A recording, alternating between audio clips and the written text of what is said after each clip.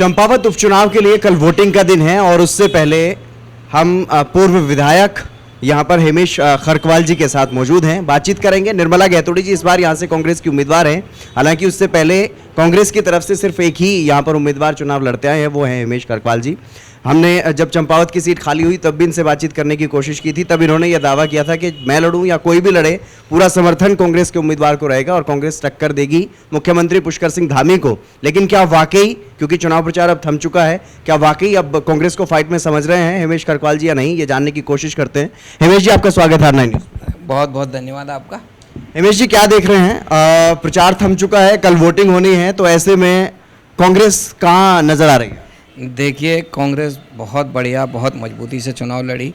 कांग्रेस ने एक आंदोलन से पैदा हुई महिला को, एक कर्मठ महिला जो पहाड़ की नारी का सही प्रतिनिधित्व करती है, उसको अपना उम्मीदवार बनाया और बहुत बढ़िया चुनाव उन्होंने लड़ा। जिस तरीके से भाजपा को उन्होंने घुटनों पर लाके खड़ा कर दिया। आप देखो, कुमार विश्वास और पवनदीप राजन की नाइट करनी पड़ रही है। सारी कैबिनेट यहाँ है, भाजपा के 3 दर्जन मंत्री क्षेत्र में डेरा डाले हुए बैठे हुए, केंद्र के मंत्री आ रहे हैं और उत्तर प्रदेश से योगी आदित्यनाथ को भी बुलडोजर लेकर के यहाँ आना पड़ रहा है।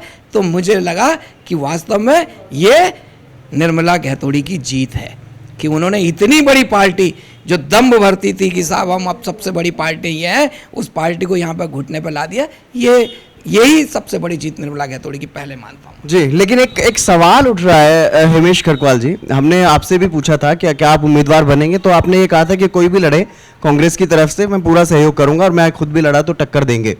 लेकिन सवाल ये उठ रहा है कि आपने चुनाव क्यों नहीं लड़ा? जानबूझ के बलि का बकरा बनाने की कोशिश की गई है निर्मला गैतोड़ी जी को, जिसका भरपूर जिसपे कटाक्ष किया जा रहा है बीजेपी की तरफ से। देखिए, ये कहीं ना कहीं ऐसा कह के नारी शक्ति का अपमान कर रहे हैं, उस महिला का अपमान कर रहे हैं जिसने उत्तराखंड आंदोलन से लेकर शराब विरोधी आंदोलन तक में गिरफ्तारियां दी हैं, मुकदमे झेले हैं और लोगों के लिए लड़ी हैं। उस नारी शक्ति का अपमान कर रहे हैं और इसका जवाब कल यहाँ की चंपावत की जनता देगी जी। लेकिन इसके अलावा निर्मला गैतोड़ी जी तमाम जो इंटरव्यूज दे रही हैं या वीडियो जारी वो कर रहे हैं, वो कह रहे हैं कि कार्यालय तक नहीं खोलने दिए गए कांग्रेस के यहाँ पर, और जो हमने भी देखा यहाँ पर शहरों में तो सिर्फ बीजेपी के झंडे दिखाई देते हैं। देखिए, सत्ता का जितना दुरुपयोग हो सकता था, चुनाव आयोग बिल्कुल इस टाइम गांधारी की तरह आँख में पट्टी बांधे हुए है।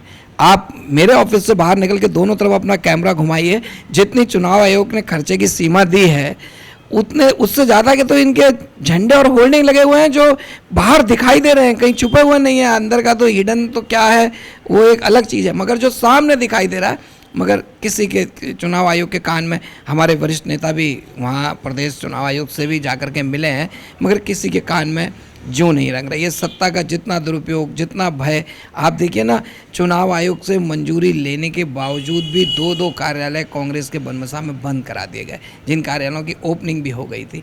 तो ये कहीं ना कहीं ये बताता है कि ये पहाड़ की बेटी से, पहाड़ की बहू से पूरी भाजपा, इतनी बड़ी पार्टी डरी हुई है। और आप बताइए ना, एक बाय इलेक्शन में अगर यूपी के मुख्यमंत्री को आकर के और डोजर दिखाने पड़ रहे हैं, रैली में डोजरों की रैली निकालनी पड़ रही, जेसीबी चलानी पड़ रही है, रैली पीछे रैली में चलानी पड़ रही है, तो कहीं ना कहीं ये भय, पैसे के बल पे, सत्ता के दुरुपयोग पे इन प्रकार इस चुनाव को जीतना चाहते हैं। इनके अंदर भय है।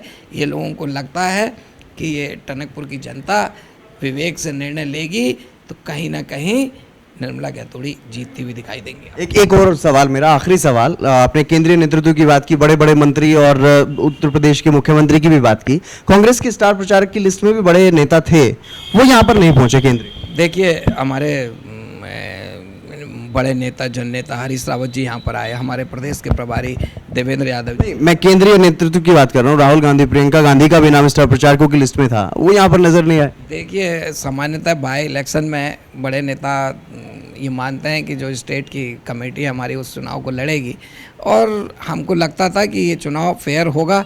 मैंने तो धामी जी को कहा था, आपके चैनल के माध्यम से कहा था, मैंने कहा इतना तामझाम खड़ा करने की ज़रूरत नहीं है, एक चौपाल स्टेडियम में कहीं लगा लेते हैं, आप अपनी बात रखिए, हम अपनी बात रखेंगे, जनता को फैसला करने दीजिए। वो सही तरीका होता है, क्योंकि जनता के धन की बर्बादी थी और हम चाहते भी थे कि बाय इलेक्शन है तो इस तरह से हो तो ज़्यादा बेहतर है।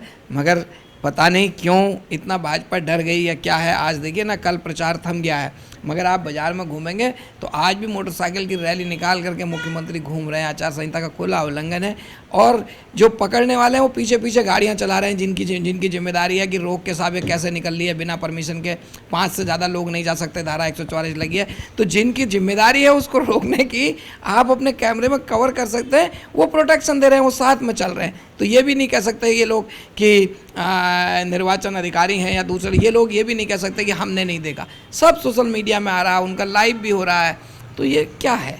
ये कहीं ना कहीं सत्ता का दंभ और सत्ता का दुरुपयोग यहाँ दिखाई दे रहा है इस चुनाव में।